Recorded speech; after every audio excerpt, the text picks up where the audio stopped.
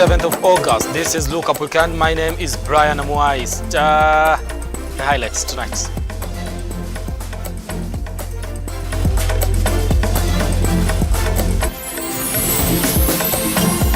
Making headlines tonight. I am ready to give the opposition an office to work from, says President Ruto, as he asserts that he will not allow street protests. Also tonight, deaths of death.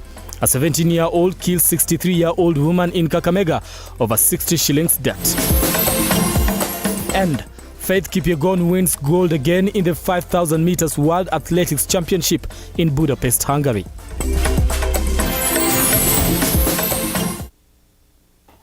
All right, start engaging us on our socials. Atamwai Brian, that is on Twitter at Lookuptv. We are at Lookuptv on Facebook and on YouTube, and we do welcome your feedback on that particular social platforms. Tell us where you are watching us from and what you think about the stories that we are running today, and we'll be able to sample some of it as we continue with the program tonight. Now, tonight, there's just been so much that has been happening across the country as far as politics is concerned, and we're here to serve you that because our reporters have been on the ground to ensure that we gather that, package it, and give it to you the best way we know how. Now listen, our sign language interpreter tonight is Angel Lois. We start the bulletin tonight.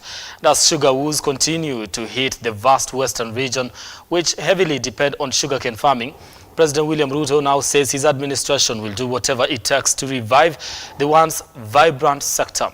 Nazian Keitani now files, the head of state, who is on a 5-day tour in the vote-rich western region, blasted the management of the ailing sugar factories over what he termed incompetence. It is during a Thanksgiving service in Bungoma County that a seemingly infuriated President William Ruto decried the mismanagement of sugar companies in the western region, noting that his administration will work with private investors to oversee the revival of various sugar factories in the region, while calling out previous investors for hoodwinking sugarcane farmers in the region. Doing the same thing over and over again and expecting different results is madness. Yani, kufanya kitu unafanya, unarudia na unangojea matokeo tofauti, matokeo ni yale yale, hiyo ni kuwa mjinga na kuwa wazimu. Na sisi bana watu wazimu.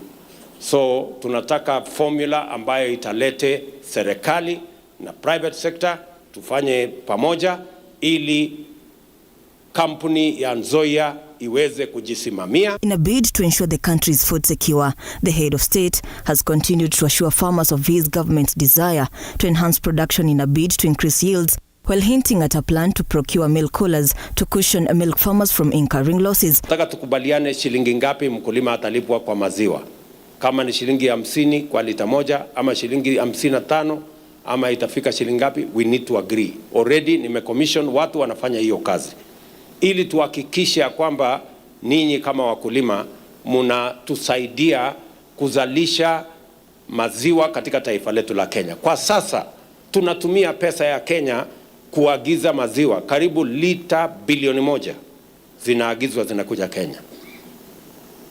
Ng'ombe ya watu wengine, na sisi tuko na uwezo ya kufanya hiyo kazi. Ruto, however, called on the opposition to fulfill its oversight mandate constitutionally, with his deputy calling on the Luhya community to rally behind Prime Cabinet Secretary Musalia Mudavadi and Speaker Moses Wetangula. Vile kama wanataka tutengeneze ofisi ya leader of opposition kule bunge, niko tayari to fund na serikali ya Kenya. Awe anatoa statement kutoka asubuhi mpaka jioni, hii serikali imekosa hapa, hii serikali haijafanya hii serikali imekosa pale, mimi sina problem. These two leaders waliangalia siasa ya Kenya, wakaona hii jamii ya magharibi imepotea. They analyzed and made a wise and fulfilling decision to take their people to government. We want to salute these two leaders. But you must do much better than that. You must have unity of purpose behind these two leaders and come and work with President William Ruto so that the struggle for scarce resources, you are well represented and united. Kotu Secretary General Francis Atwoli, while defending Ruto's administration, noted that the economic situation was a global issue, while echoing the decision by opposition allied governors to support the Kenya Kwanza administration. Muache ubinafsi, selfish. One company from South Nyanza, Migori, mpaka huku ya miwa peke yake. You build big things. Roga Evil, Lookuptv. Now, the Deputy Treasurer of the Kenya National Union of Teachers, Kennedy Nyamwanda, wants the Teacher Service Commission, TSC, consider paying teachers their retirement benefits. Now, according to Nyamwanda, retired teachers are being frustrated before getting their benefits.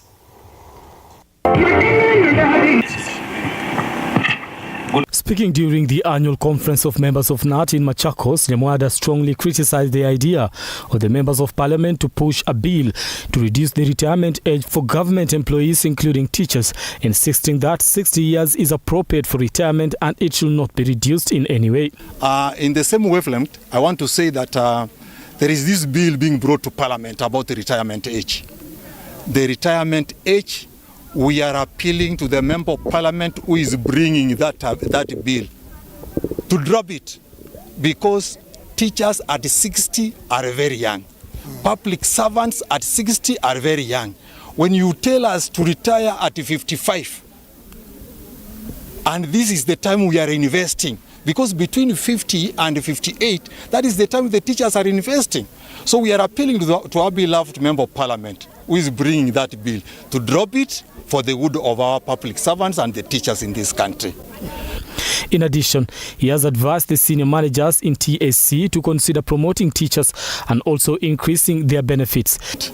Retirement is an issue in the teachers because, one, we want the Pension Act to be reviewed. The Pension Act to be reviewed such that the teachers do not be paid by Treasury.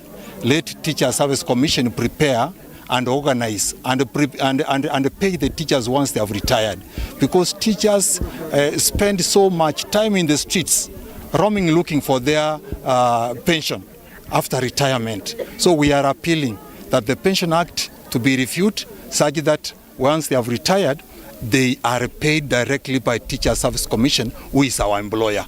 He has complained, however, that many teachers go through a lot of challenges in the grassroots. Many are very frustrated waiting for promotion and salaries and eventually retire without their plights being looked at. Our teachers have really stagnated in the same grade for a long time. We are meeting Teacher Service Commission on Monday. We are appealing to the Teacher Service Commission to look at this thing known as CPG. The career progression guideline is making our teachers to suffer, to remain in the same grade for a long time, not unless they want to move to administrative positions. That's when they move to another grade. And when they are moving to another grade, they are subjected to interview. We want grade B5, C1, C2 and 3 be called common cadre grades, such that our teachers, once they are in B5, they only spend 3 years, they move to C1. After 3 years, they move to C2. After 3 years, they move to C3. Now, thereafter, they can be subjected to interviews to move to other grades. Now, they say education is the passport to the future, saying that Irene Chebet knows all too well, despite her dreams being cut short at least 21 years ago. She never lost hope. Chebet, who is a student at the Kenya Medical Training College, resumed her studies despite being a mother of 5, with amongst her classmates being her own daughter. Now, as Noshin Mungasia now reports, Chebet's story not only showcases the never-ending urge for knowledge, but also a story of hope and resilience. It not only takes courage to step back into a classroom after years of dropping out of school, but also determination to juggle the demands of school with family and other commitments. But for Irene, this is a simple decision that she made, as she is not only the eldest in the class, but also an inspiration to others. Meet 39-year-old Irene Chebet, a mother of 5 and a student at Kenya Medical Training College in Teso South. Chebet sat for her KCSE examination in 2002 and managed to score a B, aspiring to become a medical doctor, but her dreams would later be shattered for 21 years.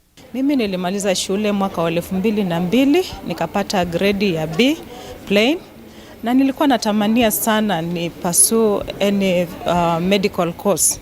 Lakini kwa sababu ya wazazi wangu hawangeweza kunipeleka niweze kuendelea na ni pursue my passion, nikaweza kukaa nyumbani Kama mama msichana yote kawaida, niliweza kupata mume, nikaolewa. With no formal education, she would be forced to become a housewife and sometimes do odd jobs to provide for her 5 children. Mimi ni mama watoto 5, wavulana 3 na wasichana 2. Nimeweza kulea hao watoto wakienda shule. Ilifika mahali nilikuwa natamania sana kuwa daktari baada ya kumaliza kidato cha 4. An opportunity to chase her dreams would later pop up after NGCDF built a medical training college in her village, and after applying she also got a scholarship in the institution, and her journey would later become an inspiring story of hope and resilience. Niliposikia kwamba kuna ufadhili wa wanafunzi kwenda shule kwa ajili ya kusomea taaluma ya kiafya, niliweza kuapply katika Teso North constituency, nikaweza kupata bursary ya kuniwezesha kuendelea na my dreams. Currently nina pursue clinical medicine and surgery in Bungoma KMTC.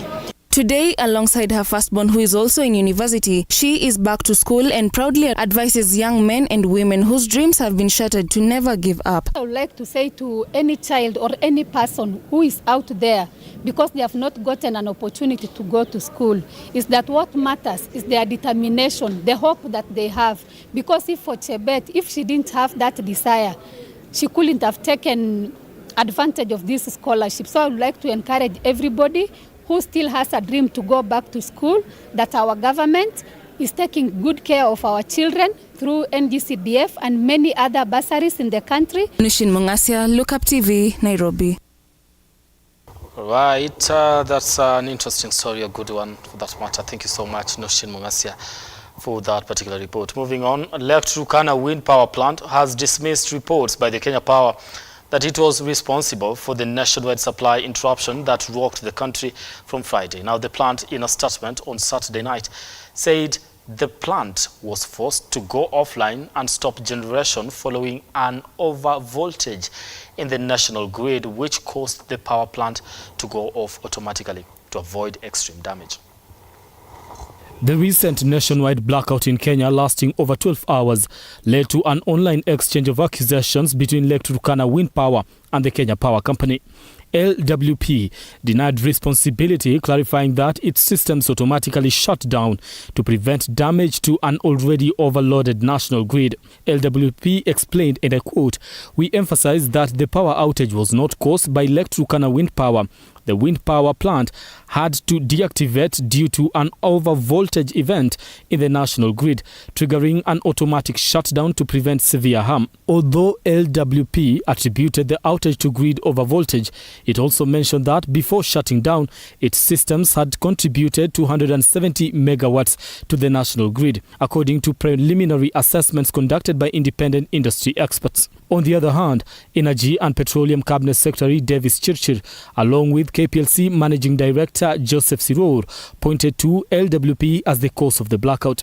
KPLC later affirmed this view, explaining that the power loss originated from a 270 megawatts drop in generation at the Lake Turkana wind power plant. This loss distributed the power system's balance, leading to the shutdown of other generation units and resulting in a complete grid outage. The Kenya Power statement stated, and I quote, "Although plants can experience shutdowns, our technical teams are investigating data from protection relays to identify the precise cause of the incident that triggered a chain reaction leading to the system's failure." Meanwhile, the National Assembly Energy Committee has summoned CS Chirchir and KPLC CEO Siror to provide insights into the prolonged blackout, which impacted crucial services including operations at the Jomo Kenyatta International Airport. The blackout prompted significant changes at the airport, and the committee aims to understand the reasons behind the outage. Now, the family of billionaire sugar investor Jaswant Singh Rai has expressed deep concern following his reported kidnapping, allegedly involving individuals suspected to be police personnel. Now, the incident has raised questions about safety of citizens and the possible resurgence of extrajudicial actions. According to his family, the incident occurred on August 25th around 4 p.m. Now, the family claims that Rai was abducted by individuals believed to be police personnel near Wood Avenue in Kilimani, Nairobi. Now, the family promptly reported the incident to the authorities, filing a missing persons case under OB number 21-2608-2023. Rai's vehicle was also discovered abandoned in the same location as the kidnapping. As of now, his whereabouts remain unknown.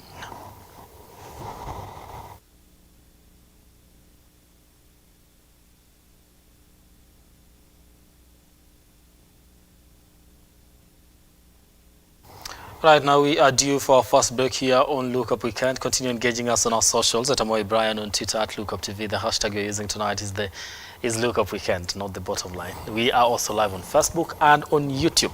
So if you're on Facebook, then do share your feedback with us. Tell us exactly where you are watching us from and what you think about the stories that we are running today, and we'll be able to sample some of it as we continue with the program tonight. Now, we take that break. We'll be back in a moment.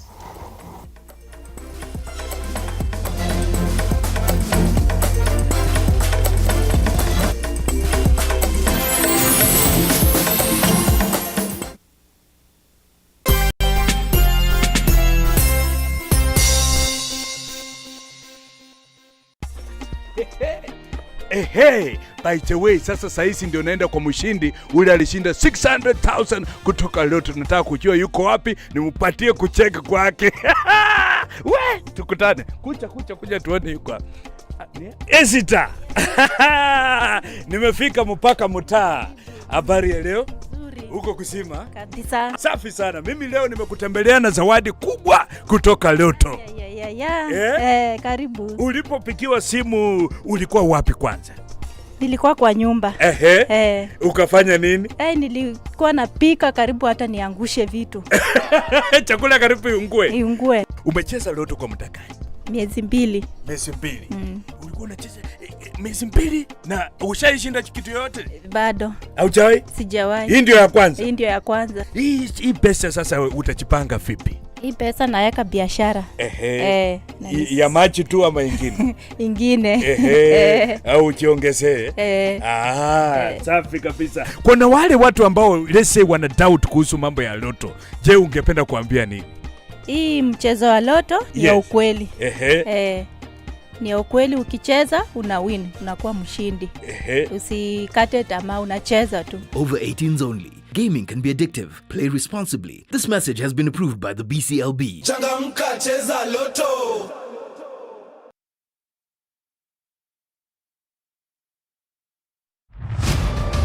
As the night falls, we come to life to bring you a comprehensive broadcast from the numerous events happening across our 47 counties. When it breaks, it matters, and each story is important.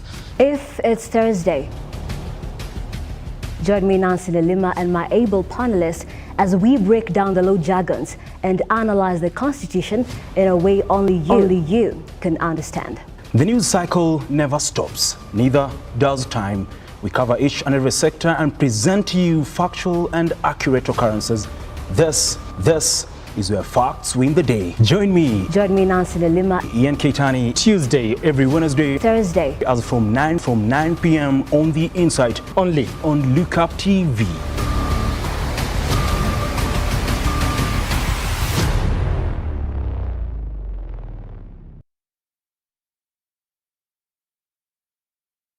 Are you a G?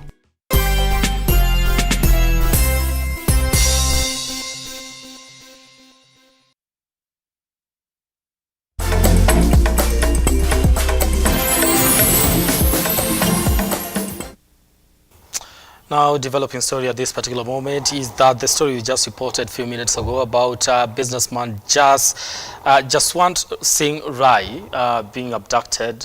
Reports indicate that he has been released at this particular moment. The news has been confirmed by his lawyer, that is Kioko Kilukumi. Right, we do continue with the news tonight. What is making headlines now? Police in Malava, Kakamega County have launched a manhunt for a 17-year-old boy who allegedly murdered a 63-year-old Sarah Vahoya over 60 shillings debt at their shop. Now, the Form 4 student is said to be on the run after angry residents stormed their home baying for his blood. And as Beatrice Njoroge now reports, this comes as 3 suspects escaped the jaws of death and are being detained at Ikolomani police station over the murder of a 50-year-old Esther Ayuma from Malinya.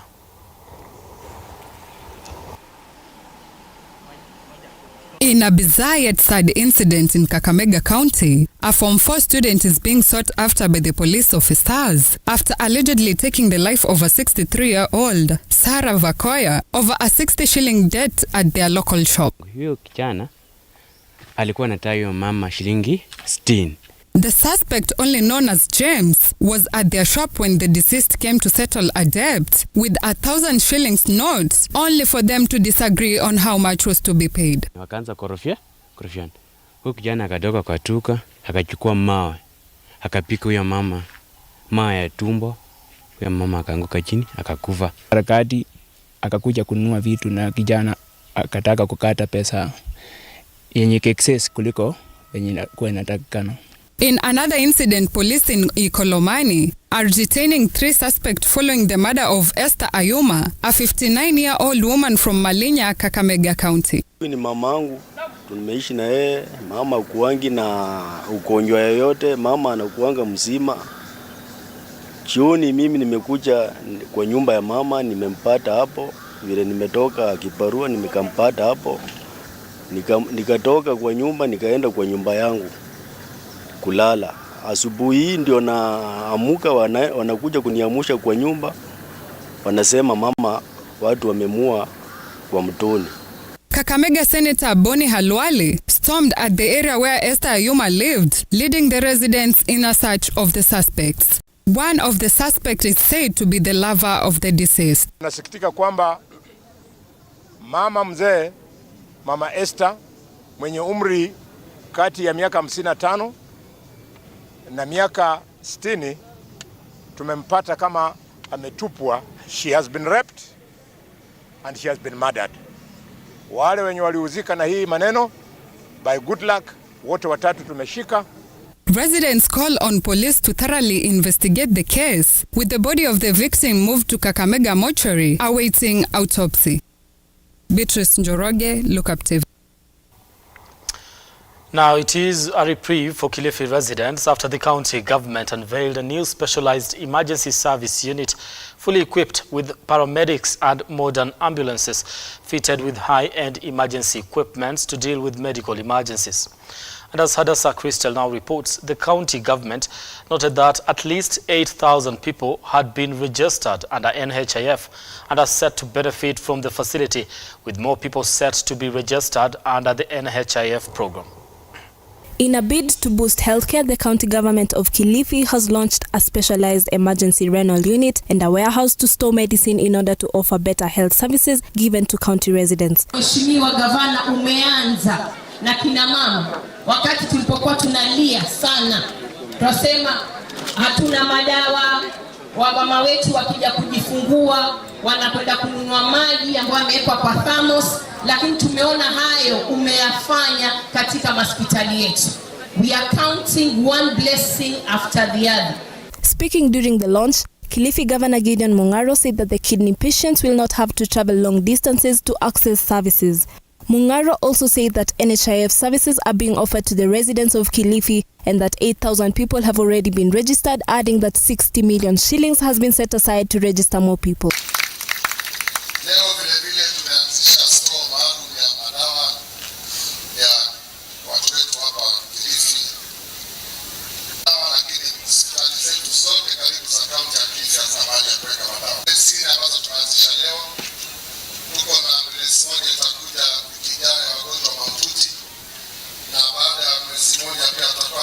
Health Peter Morogo said that the renal unit launched will reduce congestion at the Malindi Sub-County Hospital and that the warehouse will ensure continuous supply of medicine to health facilities. Kwa hivyo leo hapa tutazindua renal dialysis center ama renal unit, ambayo wagonjwa wote wa Kilifi County na hata wale wa nje wataweza kupata hiyo huduma, figo kusafishwa, na huo ni ugonjwa ambao unatatiza sana famili nyingi, zinaingia umaskini kwa sababu ya what we call renal failure.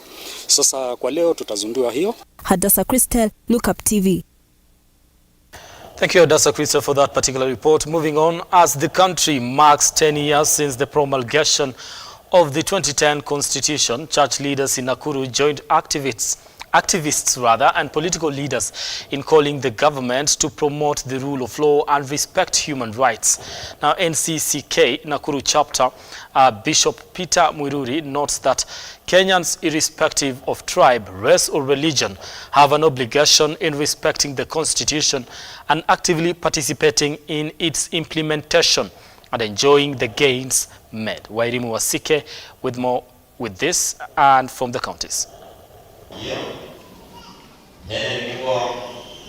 As the country commemorates 10 years since the promulgation of the 2010 Constitution, the government has been called upon to respect human rights, equality and democracy. Speaking during a Sunday service at AIPCA Church Mugunga in Nakuru, the NCCK chairman, Bishop Peter Mwiruri, has sensitized Kenyans to respect the Constitution of Kenya and actively participate in the implementation of laws in the country. An implementation of the Constitution of the Kenya 2010. Over the last 13 years, we do, however, note there are some key areas facing hiccups and challenges. These include human rights violation, compliance with the law, and the constitutionalism. In other news, boat operators in Kilifi County have gone on strike following an issue in the e-citizen payment system, highlighting that the dollar input has not been working effectively, leading to the boat riders incurring losses. Tunaiomba serikali ijue changamoto hii ya dola, kama ilishinda serikali, sisi wa chini hatuiwezi. Kwa hivyo tunaomba sisi iwe itawezekana nikiwa na mgeni wa nje ambaye amenilipa kwa pesa ya Kenya, niweze kumlipia kupitia M-Pesa kwa kupitia hiyo e-citizen. Elsewhere, it's a sigh of relief for Isiolo residents after they received a hefty book donation worth 1.2 million shillings at the Isiolo Town Library from the Giants Group Nairobi Twiga. The stakeholders have urged parents to sensitize their children in utilizing the resources provided at the town library in order to steer away the youth from idleness that results to alcoholism, criminal activities and drug abuse. Mwache kuweka watoto nyumbani. Hapa tuko na vitabu vya kutosha, watoto wanasoma. Unaona, mkiweka watoto nyumbani ndio wanajiingisha kwa mandawa kwa sababu they are idle. Watoto wakiwa wachanga wafai kukaa nyumbani. Isiolo hatuna mashamba, hatuna mambo mingi ya kufanya. Tafadhali naomba mulete wazazi, wazazi mulete watoto ili watoto waweze kupata elimu. Hapa tuko na vitabu vingi sana. Tuko na storybooks, tuko na course books ziko hapa, tuko na laptops ziko hapa, tuko na computers ambazo watoto wetu wanaweza tumia. Wairimu Wasike, Lookuptv. All right, now let's get sporty tonight. Triple world record holder Faith Kipyegon stormed to victory in the 5,000 meters run and clinched another gold medal for Kenya by clocking 14 minutes 53 seconds let me just get again 0.3 ahead of Dutch sensation Sifan Hassan, who finished second place, with Kenya's Beatrice Chebet emerging third. Now, in another 800 meters, Emmanuel Wanyonyi settled for second place behind Canadian Marco Arop, who won the race.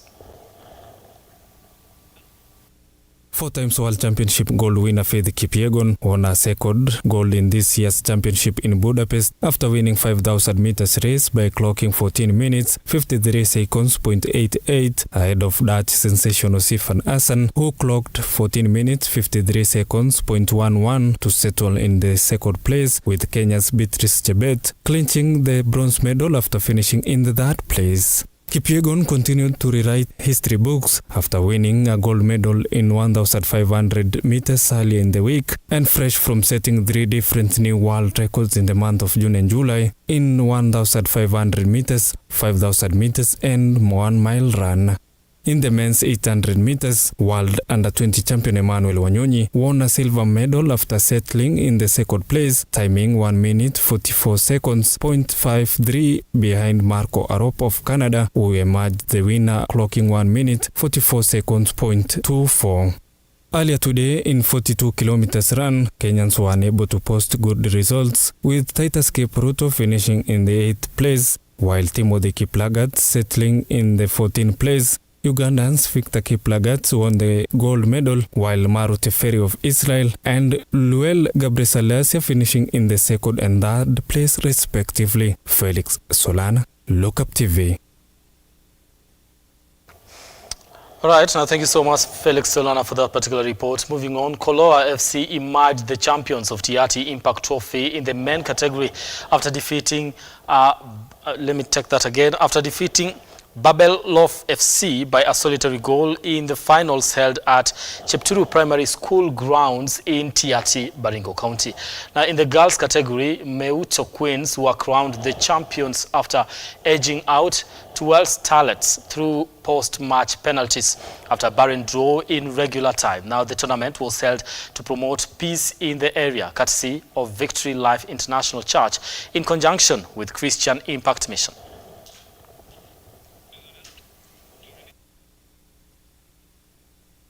We had this 4 teams, 4 girl teams from 4 different regions that were involved in the tournament, and we are proud of these girls, that they are going into places where girls have never been before in this area.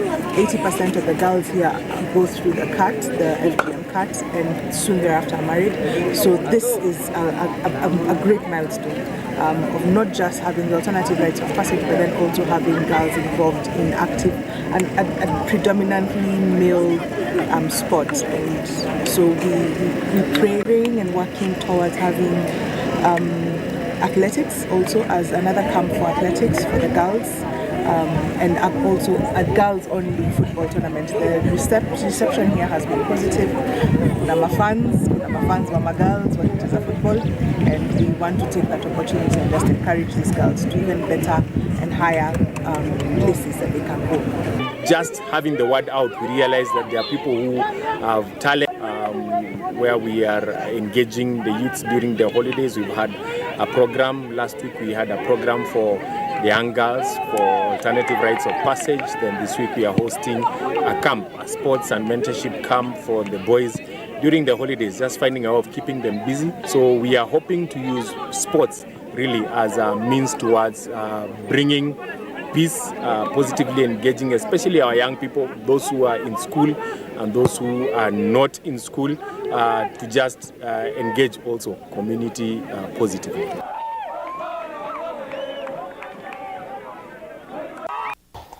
All right, now we've come to the end of the program tonight, but some highlights when it comes to matters football. Newcastle versus Liverpool today. We do understand that Liverpool emerged winners with a 2-1 score against Newcastle, right?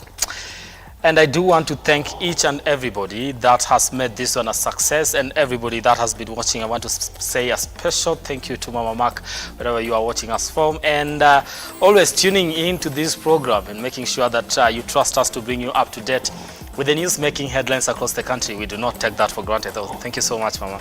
And yes, everybody else that has been tuned in from across the country, thank you so much for your feedback and making time for Look Up Weekend. My name is Brian Amwai. On behalf of everyone, including my director, Jeremy, for making this a success, I do want to thank you so much for watching. Good night. Let's do this again on Tuesday on the Bottom Line KE. Sign language interpreter tonight has been Angel Lois. Good night.